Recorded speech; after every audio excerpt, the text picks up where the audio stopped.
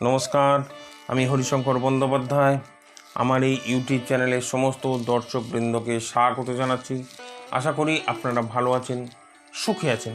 আজকে আমার আলোচনার বিষয় হলো শ্রীমদ্ ভগবদ্গীতা দ্বিতীয় অধ্যায় সাংখ্যযোগ।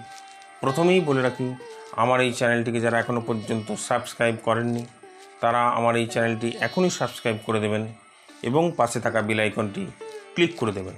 তাহলে শুরু করা যাক।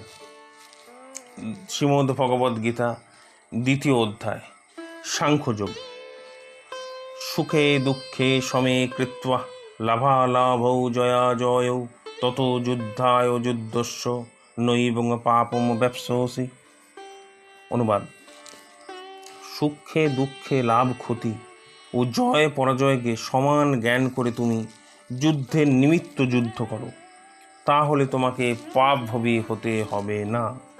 তাৎপর্য বা অর্থ: ভগবান এখানে স্পষ্টভাবে অর্জুনকে বলেছেন, জয় পরাজয়ের বিবেচনা না করে কেবল কর্তব্যের খাতিরে যুদ্ধ করার জন্য যুদ্ধ করতে হবে।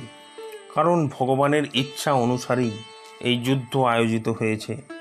কৃষ্ণ ভাবনাময় কার্যকলাপের সময় দুঃখ সুখ লাভ ক্ষতি জয় পরাজয় আদি জাগতিক ফলাফলের বিবেচনা করা নিরর্থক।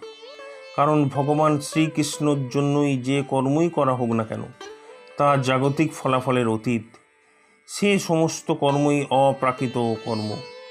যে মানুষ তার ইন্দ্রিয়ের তৃপ্তি সাধন করবার জন্য কর্ম করে, তার সেই কর্মের জন্য তাকে শুভ অথবা অশুভ ফল ভোগ করতে হয়।